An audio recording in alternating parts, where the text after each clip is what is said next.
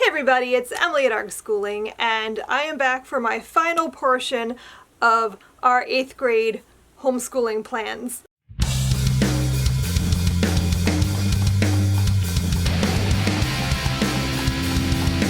So I'm actually refilming. I'm in a different outfit, different day, because my original video that I did for this, nothing wrong with it, but I left out some things because I don't know how to stop myself, and I bought more things for our morning basket.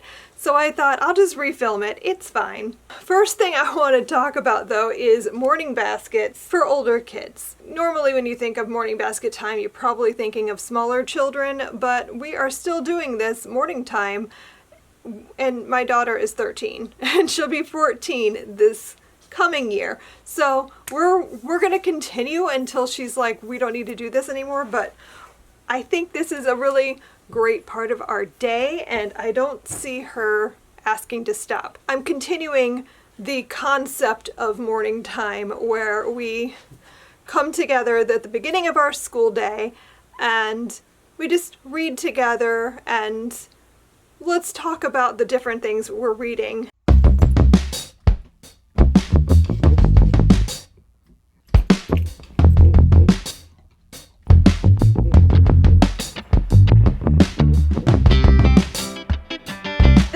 I like to put like all those little bits and pieces that don't make it into our day normally that I want to include. So you'll see a lot of variety happening here. First up, I have this book that I just kind of bought this on a whim because I thought it looked kind of fun. This isn't anything deep, but it's On This Day, A History of the World, 366 Days, and it's a DK book. I'm obsessed with DK books. I own too many of them, but I really like something like this in our morning time basket because like it's just a simple little thing, but it adds a little extra something to our day. So for example, let's see, what is today? Today is August 15th? Let's see what happened today on August 15th. So on August 15th, we have the partition of India. We have Melinda French Gates born this day. We have scientists announce the discovery of a meat-eating mammal called the olinguito, I think is how you say that, from Colombia and Ecuador, and that was in 2013.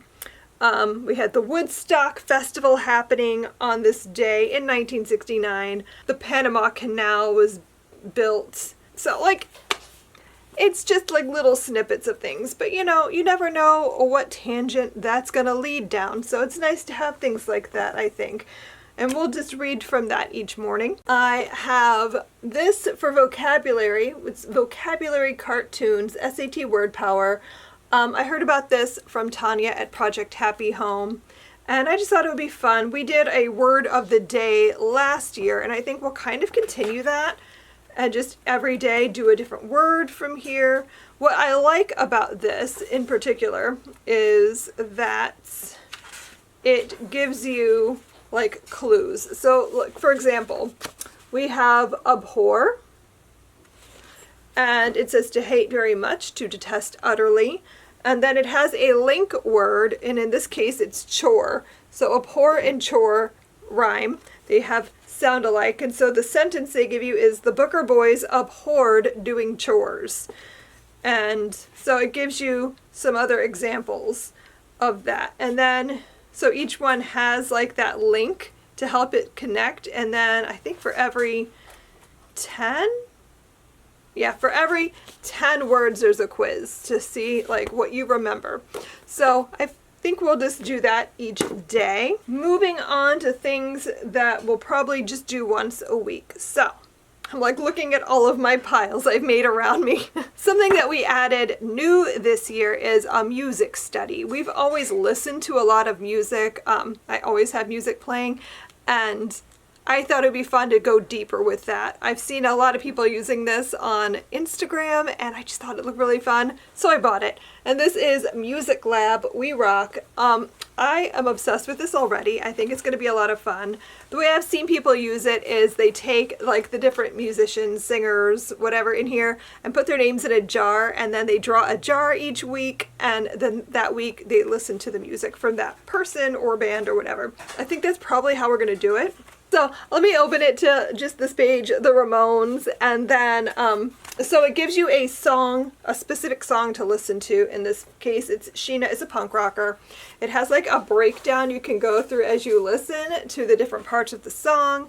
It gives you a playlist of other songs you might want to listen to. It gives you some information about the band, that kind of stuff, things to try at home.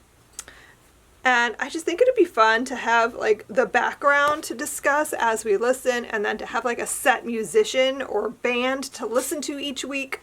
So I think this is going to be a lot of fun. Then while we're on that tangent, let's talk about art. I went through our shelves and I was looking at different like art appreciation things, and like I wasn't quite ready to put this away yet, so I put it back in our morning basket. This is Vincent's Starry Night and Other Stories. I love this book and we've never finished it all the way through. So that is my goal this year, is that we're going to do like a full-on read through of the full book and finish it. So what I love about this is that it gives you a piece of art and then a story to read. And the stories are short, like they're usually 2, maybe 3 pages tops, that you read about that piece of art and that artist. So it's just a beautiful book. Are we outgrowing it? Yes. Do I want to put it away yet? No. So we're going to read that, and then alongside that, something more grown up. I have Art That Changed the World. This is a DK book. I use this in level 8 of Build Your Library, and I just love this. It's beautiful. Lots of interesting information alongside so much gorgeous artwork. So again, I'm obsessed with DK books. They don't pay me, but they should, because I feel like I promote their stuff a lot. I always have like a people to know thing that we do, like once a week we'll read a biography or something about an interesting person. So I have 2 books for that. We have Mightier Than the Sword. This is Rebels, Reformers, and Revolutionaries Who Changed the World Through Writing. I bought this last year, like halfway through the year, so we've only read part of it. So you have a person, in this case, like I just opened to Ada Lovelace, and then it gives you like a little biography about her and why she is important. Gives you some other people you might want to know about that are similar, and then something that you can do with writing to be like that person. So I really liked this. And then I bought for this year, since we're doing our space stuff, I bought Galaxy Girls, 50 Amazing Stories of Women in Space. And I just really liked the pictures in this were beautiful. That's a pretty good variety of people, so I really liked that. I have, for religious studies and stuff, I bought The Story of Jews, A 4,000-Year Adventure by Stan Mack, and this is a graphic novel, which is why I bought it for her, because I thought this would appeal a lot more than just a text. So we'll read from this like once a week. And I also have The Skeptic's Guide to the Universe, How to Know What's Really Real in a World Increasingly Full of Fake, by Dr. Stephen Novella.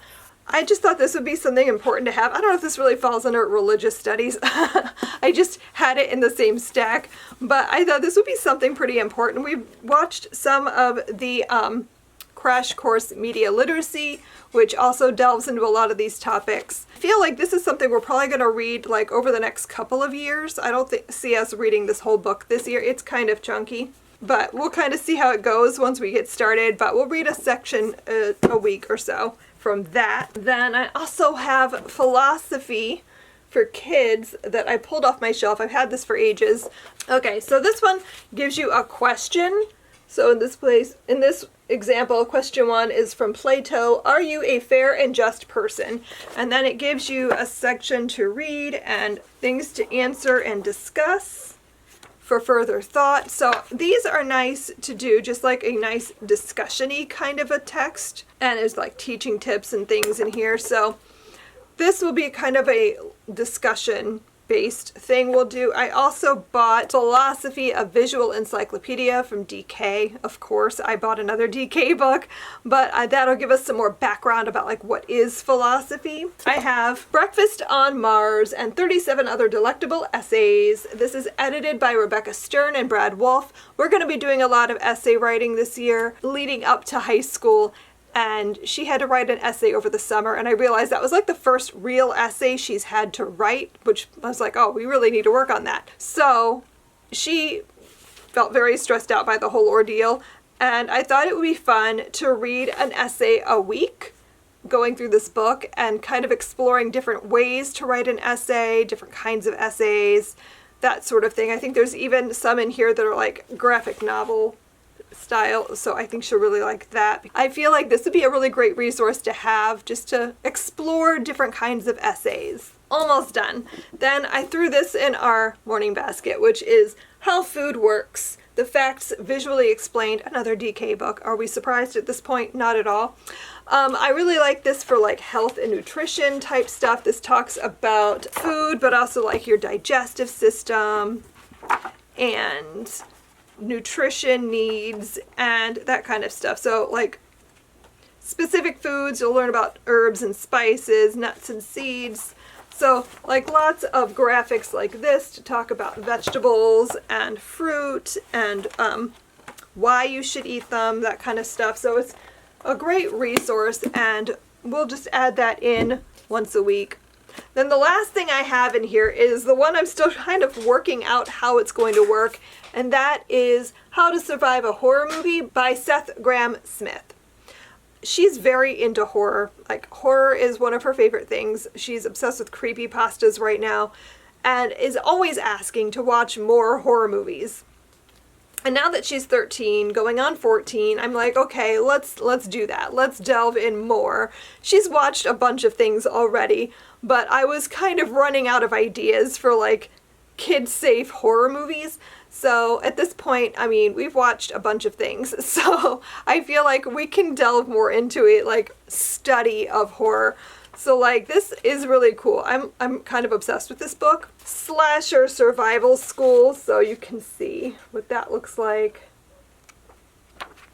And then it talks about different kinds of slashers and how to defeat them. So I feel like what we'll probably do, and it even has like specific suggestions, I think, too, for movies. What I think we'll do is read like a section a month, maybe, I don't know yet, and then watch a couple movies within that kind of thing. So like when we do the slasher, well, we'll watch a couple different slashers. The only one I think she's seen at this point is, I let her watch Nightmare on Elm Street for the Dream Master because she really wanted to watch a Freddy movie, and I was like, I don't know. So I picked that one because it was like the only one I could think of that was like the least offensive, like inappropriate. I don't know what word I'm looking for, but anyway, this is like a huge like appendix in the back full of horror movies to watch. So we'll pull from that, but also just like things that I really like that I want her to see. Like she hasn't seen Evil Dead yet. I feel like that's a requirement. Honestly, this is all going to build up to me getting finally to allow her to watch Cabin in the Woods, which is like my favorite horror movie. But you need a lot of background to really get that movie. So we're gonna get the background laid out and we're gonna get to that movie. But I just think this would be a cool study for her. So that's it. That is what a preteen teenager morning basket looks like. And I know this looked probably overwhelming, but just know that the only thing we do on a daily basis would be these two books, which both of these together take maybe 10 minutes. So usually our morning basket time looks like that, plus a poem, and then one of the other things that I showed you, plus our read aloud. So like our morning basket time usually takes like 45 minutes tops, because the read aloud, honestly, is what takes the longest, or if she gets really into something, that might lead to a lot of discussion, which could also lead to like looking up a video or something for additional information. Things like this are what tend to end up like leading to additional videos and things like that. But for the most part, morning basket time only takes like 45 minutes to an hour of our day, and then we move on to math and carry on our day. That's it. That's what our morning basket looks like. But I hope you enjoyed this series where I showed you guys all the things we're doing this year. We also have a couple online classes we're going to be doing for art, because that's something that she wanted more of, more instruction for, and I can't teach art because I'm not an artist at all. So I've signed her up for an art class on Homeschool that she'll be doing. She's also expressed an interest in doing a foreign language, potentially Spanish, that I would be looking for a class for. So if you know of a really good Spanish class on Homeschool that we should look at for beginners, let me know down below in the comments, because I tried to look that up and there's just too many options and I don't really know what to go with. So I'm still figuring that out. But yeah, that's it. That's what we're doing this year for 8th grade. So I hope you enjoyed this video, and I will see you guys in my next one. Happy reading. Bye.